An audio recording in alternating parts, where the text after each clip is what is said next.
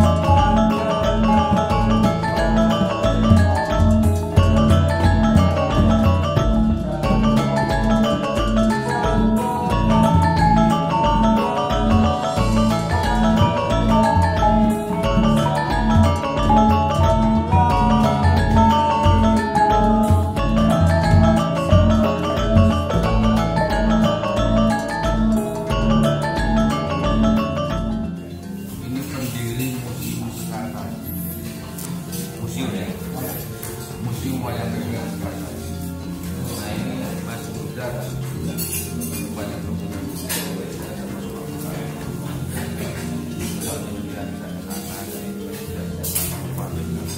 Boleh, nanti isinya silakan Mas.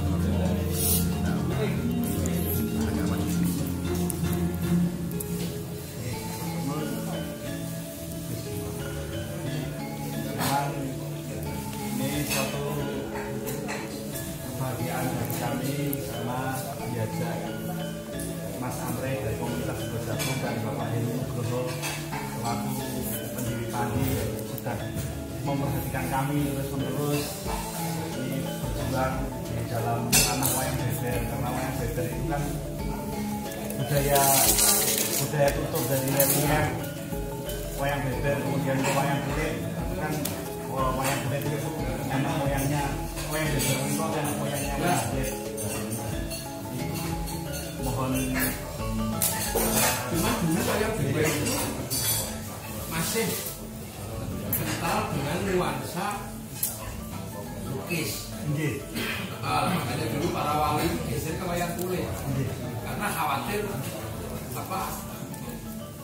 melanggar aturan tidak boleh melukis.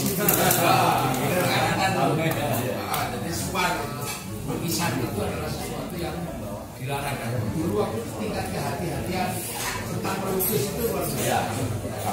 Karena dulu lukisan itu bisa menjadi sesembahan. Tapi kemudian lama-lama lukisan itu kan bukan menjadi sebuah etika dunia Photoshop itu. Maka kemudian lukisan ini identitas ya. Paspor nggak ada fotonya. Nah seiring waktu yang namanya lukisan, yang namanya patung itu sudah bukan lagi sesuatu sembarangan. Dalam situasi tidak apa sekarang dia bikin museum. untuk kami kan memperjuangkan wayang beber dari segala segi, bahkan dari relief kami sambung ke wayang beber yang lontar dan yang kertas dan ruang juga membuat dibantu dengan teman-teman dari komunitas Gojabung ini. Terus bahkan untuk menanggapi generasi milenial itu kami wayang beber mencoba untuk kami animasikan.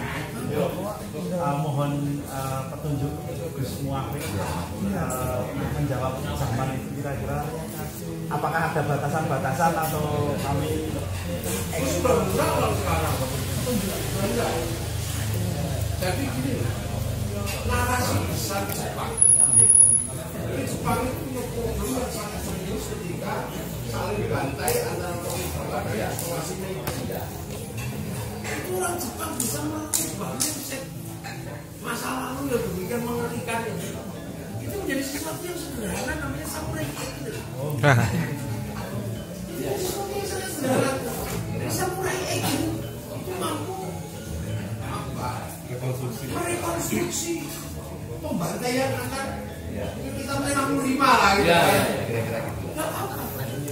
Jadi memang dewasa ini kan wayang beber itu mengerucut kepada satu cerita panjang. Kalau kami dengan semangat ya semi-semi ingin menghubungkan antara milenial dengan sejarah yang lebih lama lagi, apakah diperkenankan kami membuat wayang beber tidak harus panji, jadi pokok-pokok itu kita angkat seperti tentang keboiwu. Boleh, tapi pamit kepada dapat wayang beber ya kalau diselamati.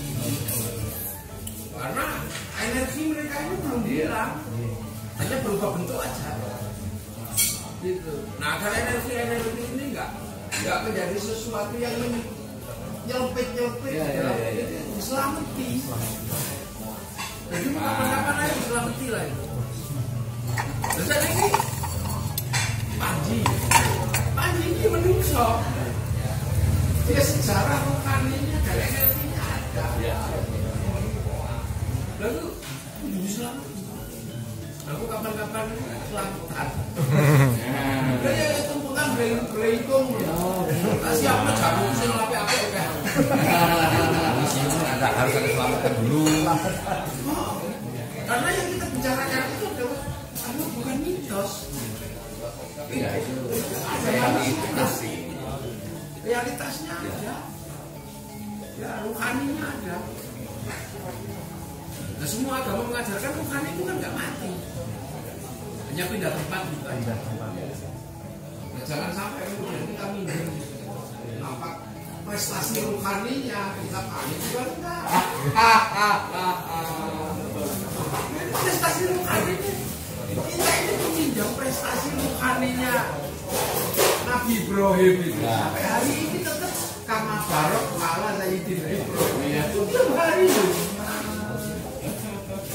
Jadi alangkah lebih baik jika misal menjabarkan tentang keboiwu dan Gajah Mada yang selama ini simpang siur ceritanya, itu ternyata kan ada kedamaian bukan perang, itu kata dari keturunan dari keboiwu. Nah itu apakah saya juga harus pamit secara spiritual untuk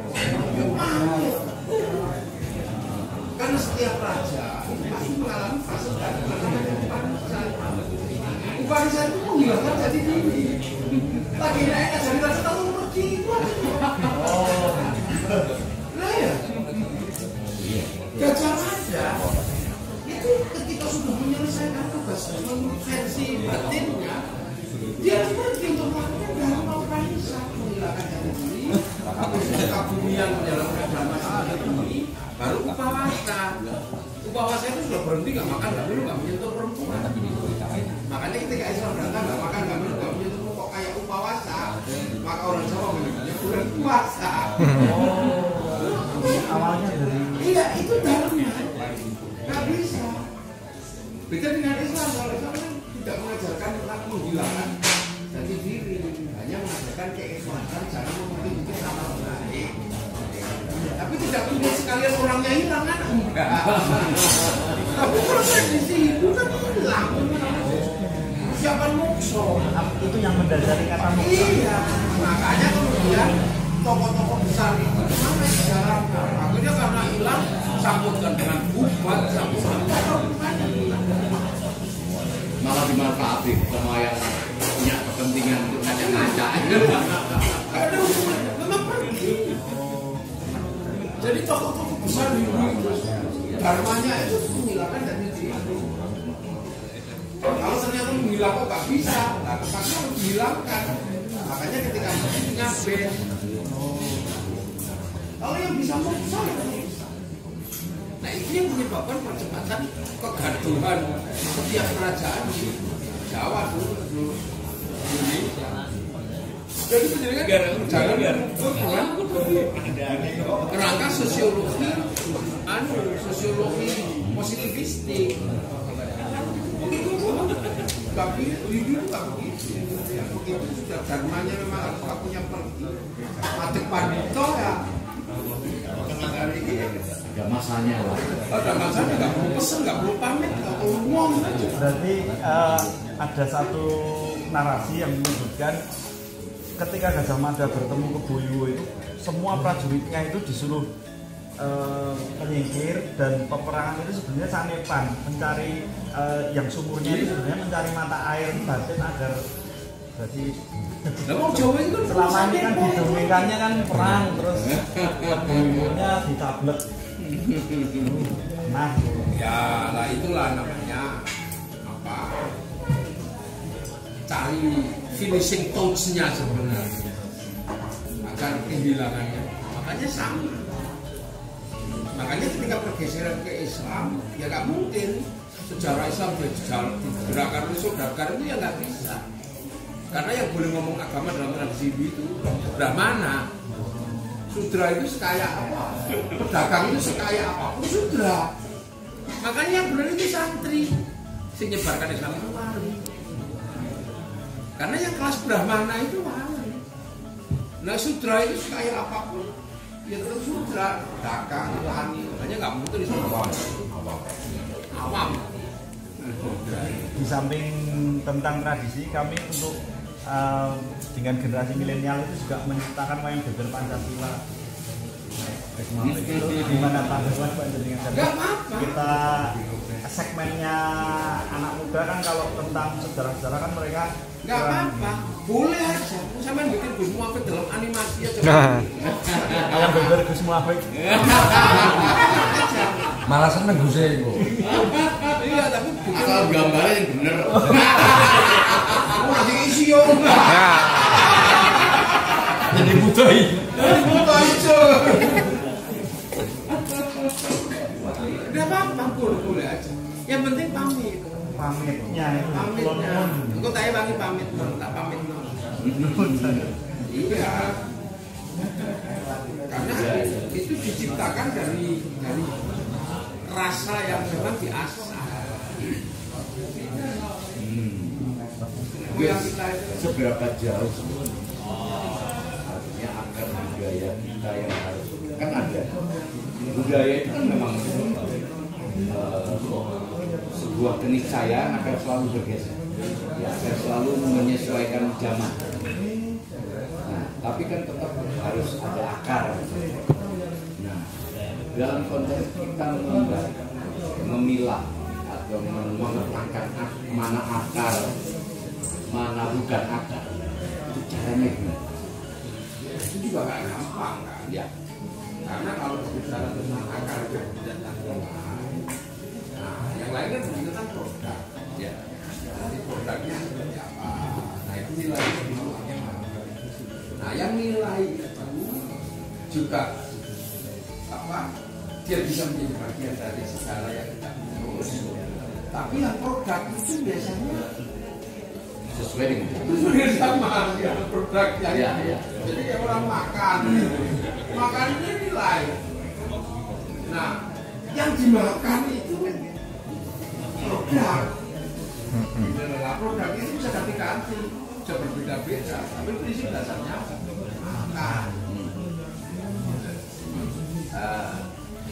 Nilai misalnya kelembutan. Nah, kelembutan itu bahkan sampai ke titik yang paling keras pun bisa menggunakan budaya yang lembut, mulai gitu, ngomong musik, orang tunjuk-tunjukan gitu, perang ini kan ngomong kita seperti bahasa gitu juga. Nah, makanya kalau yang mau kita belajar sebenarnya nilai apa sih? tatanan nilainya yang tetap harus mencerminkan ya nilai-nilai yang sesuai dengan ya kalau nggak sesuai dipaksa sesuai. Jadi butuh social engineering. sosial. Ya itu rekayasa sosial. Ya. Nah itu kan kreator yang menguasai simpul-simpul peradaban itu. Kalau sekarang jenengan berada dalam simpul peradaban digital ya, kita harus siapa? Dia tanggung jawab. Saya bisa berbicara tentang nilai, tapi ketika berbicara tentang produk di era digital, Anda itu pelukis punya nilai dan gagasan, tapi produknya ditentukan oleh pabrik cat. Kalau fenomena seperti ini, misalnya era saya ketika muda, kita banyak belajar tentang sampai masuk paham mulai dia dari kapal sandal physical, apa merahnya merah, anak sekarang kan nggak suka sastra. Padahal menurut saya sastra itu satu hal yang sarana dalam konteks pembinaan mental. Kenapa? Ya karena anak sekarang sudah dikasih produk. Saya ingin Itu dikasih produk.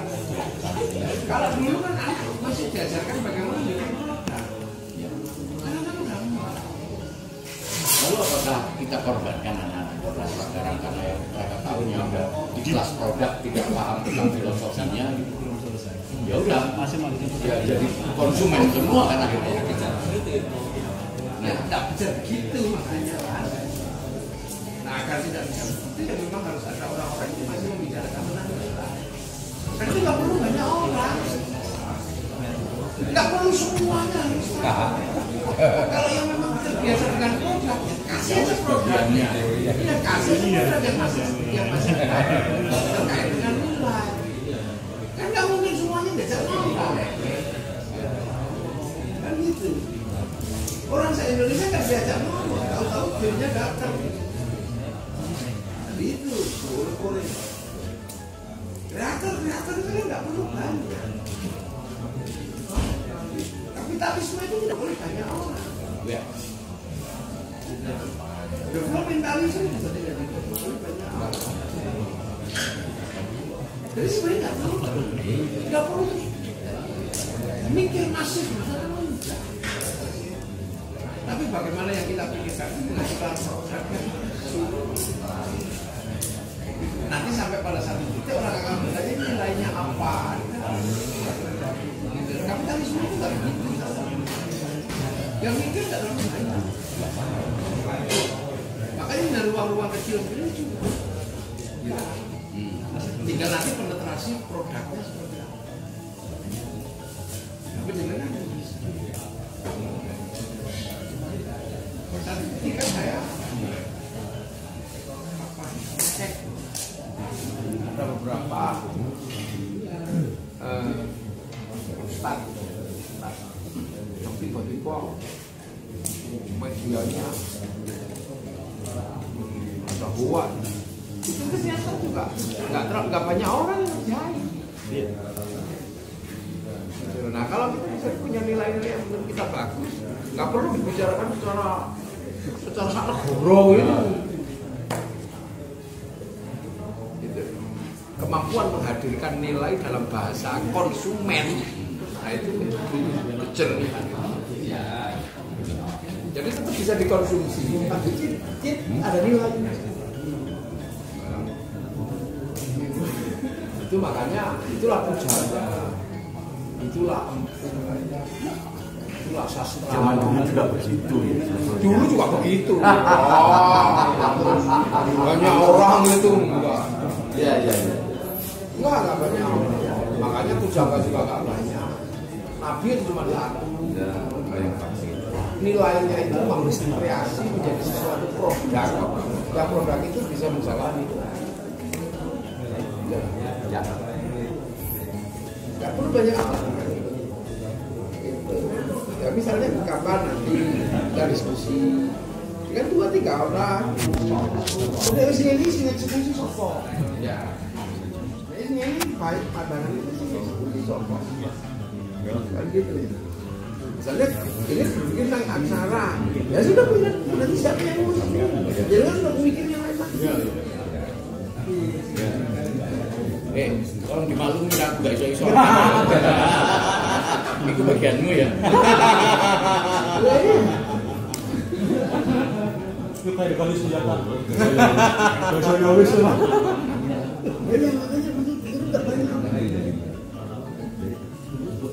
Jadi Yang dibutuhkan mungkin saya. Oh, nanti percaya. India itu cuma butuh Valmiki, kan itu apa itu yang nulis Mahabharata Ramayana. Nggak butuh.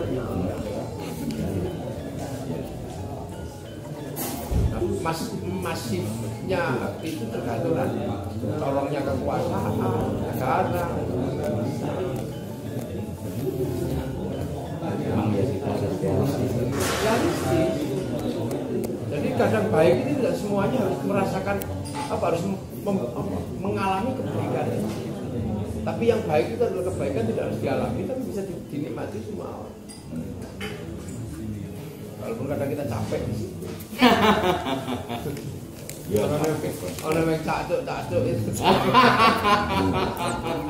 Iya kayak gini misalnya, ya nggak perlu membayangkan semua orang paham dengan dia. Tapi produknya menghadapi dengan nilai-nilai di atas setengah kamar. Wah. Terus ada permintaan teman-teman ini foto bareng di belakang. Monggo ayo. Sebelum dibubarkan oleh ngantuk. Mana foto bareng? Ayo.